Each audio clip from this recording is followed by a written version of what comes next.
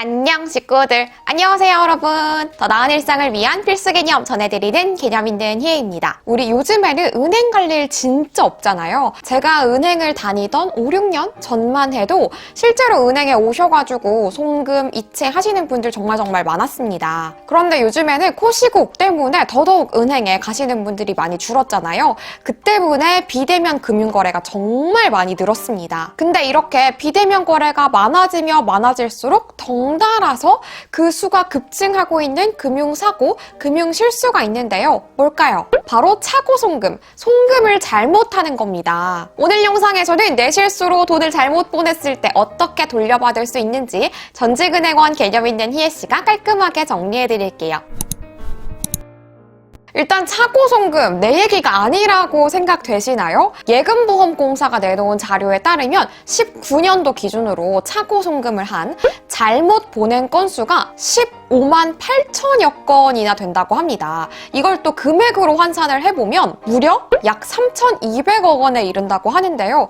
이렇게 잘못 보내실 거면은 전화 주시지. 그런데 이 3,200여 원에 달하는 돈 다 돌려받았냐고요? 그게 아닙니다. 절반 정도는 돌려받으셨지만 절반 정도는 돌려받지 못해서 약 1,500여 원 정도가 주인에게 돌아가지 못하고 엉뚱한 사람에게 돌아갔다고 해요. 너무너무 아깝잖아요. 내가 잘못 보낸 돈이 무조건 나에게 돌아오는 건 아니다. 내가 돌려받지 못할 수도 있다라는 거를 의미하는 거잖아요. 이 차고송금에 대한 처리는 2021년 올해 7월 6일을 기점으로 전과 후로 나눠질 건데 아직 7월 6일이 오지 않았기 때문에 현행 기준으로 돌려받을 수 있는 방법을 말씀을 드리자면 아주 복잡합니다. 실제로 저도 은행을 다닐 때 고객님이 굉장히 낯빛이 어두운 상태로 지점을 방문하셔가지고 거의 울부짖다시피 하셨던 그런 기억이 있는데 진짜 안타깝게도 일단 은행에서 강제로 잘못 받으셨어요. 빨리 내놓으세요.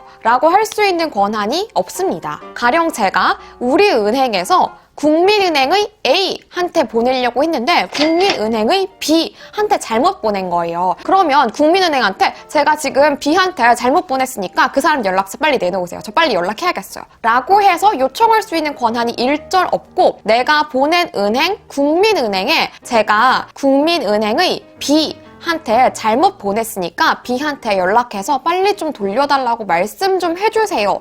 이렇게 거쳐서 요청을 할 수밖에 없어요. 이게 바로 수취은행을 통해서 수취인에게 연락을 한다라는 걸 표현하는 건데요. 그런데 이때 진짜 안타깝게도 잘못 돈을 받은 B가 네?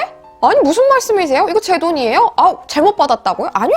원래 받으려고 했던 돈이에요. 이런 식으로 시치미를 떼버리면은 국민은행, 수취은행에서는 뭔가 강제적으로 이행할 수 있는 방법이 없습니다. 이때는 부당이득 반환 청구 소송을 해야 되는데요. 이 말인즉슨 B 너 이거 네가 받으려고 했던 돈 아니잖아. 이거 네 돈 아니잖아. 그러니까 이거는 부당이득. 네가 받을 게 아닌데 받은 거라서 내놔야 돼 라고 청구 소송을 할 수밖에 없어요. 근데 여러분도 아시다시피 소송이라는 게 진짜 아무리 작은 건이어도 일단 변호사 비용 발생하죠. 그리고 시간 발생하죠. 그리고 내가 이 과정에 스트레스 받죠. 이만저만 시간, 비용, 과정 뭐 쉬운 게 없습니다. 보통은 짧게도 3개월, 평균적으로 6개월, 길면 1년 넘게도 걸리기 때문에 부당이득 반환 청구 소송이라는 게 있는 걸 알지만 잘못 보낸 사람들이 아이고 내가 변호사 비용, 시간, 에너지 쏟는 거 이런 거 다 생각하면 아이고 됐습니다 저 그냥 포기할게요. 이런 식으로 포기하는 사람들이 굉장히 많아요. 따져보니까 내가 돌려받아봤자 결국 쌤쌤이라는 거죠. 그래서 아까 약 1,500여 원이 돌려받지 못했다, 주인을 찾아가지 못했다라고 말씀을 드렸잖아요. 그런 건들이 이런 청구소송을 포기를 한 거고 금액이 진짜 크다 하시는 분들은 청구소송까지 가시는 거죠. 여러분 듣기만 해도 이미 벌써 피로감이 느껴지죠. 그래서 정부에서 이거 안 되겠는데? 우리가 좀 나서야겠는데? 라고 생각을 바꾼 거예요. 가면 갈수록 비대면 거래는 많아질 텐데 이대로 이대로 두고 볼 수 없다라고 생각이 든 거죠. 그래서 오는 7월 6일부터는 예금자 보호법이 개정이 되는 게 시행이 되어서 차고송금 반환 지원제도라는 게 도입이 됩니다. 아휴, 이제 걱정 마세요. 이제는 예금보험공사가 나서드릴게요 라고 제도가 생긴다는 거예요. 자, 이번에도 제가 국민은행의 A한테 보내야 될 걸 국민은행의 B한테 잘못 보냈다라고 가정을 해볼게요. 이제는 더 이상 국민은행한테 연락을 하는 게 아니라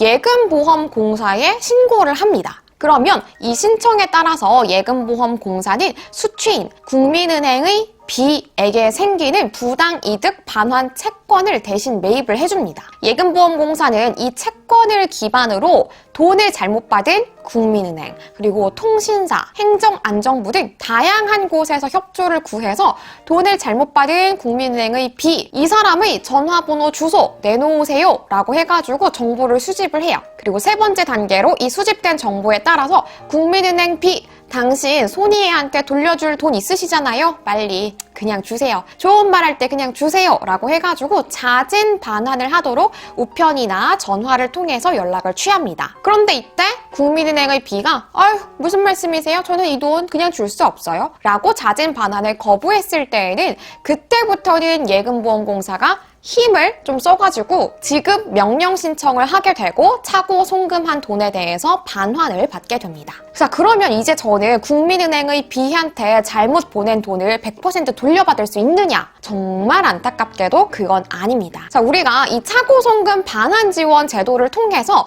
돌려받을 수 있게 되기는 했지만 이 제도를 이용을 함으로써 제도가 굴러가는 운영 비용이 발생을 했을 것이고 우리 대신에 우편이나 전화를 통해서 국민은행의 B에게 연락하는 다양한 비용들이 소요가 됐을 거잖아요. 이런 돈들을 다 제외를 하고 내가 잘못 보낸 돈을 돌려받는 거예요. 자, 그렇다면 내가 예를 들어서 100만 원을 잘못 보냈다라고 한다면 이 100만 원이 다 나에게 돌아온다라는 게 아니라는 거죠. 일단 금융위원회에 공개된 자료에 따르면 이 관련 비용들이 그리 크진 않을 것이다. 대부분 내가 잘못 보낸 돈을 돌려받을 수 있을 것이다 라고 나와 있기는 하지만 어쨌든 단돈 100원이라도 단돈 1000원이라도 내가 손가락 한 터치 잘못해가지고 내 100만 원에서 내 10만 원에서 내 만 원에서 조금이라도 까이고 들어온다는 거잖아요. 그러니까 가장 중요한 건 처음부터 잘 보내는 게 중요하다. 조심해야 된다라는 거예요.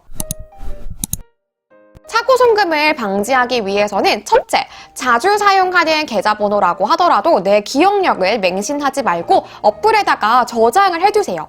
어플에다가는 내가 자주 사용하는 계좌번호 등을 저장할 수가 있어요. 저장을 해두면 내가 송금할 때 불러오기만 해가지고 터치해서 그 사람한테 송금을 하면 되는 거니까 기억력 맹신하지 말고 저장합시다.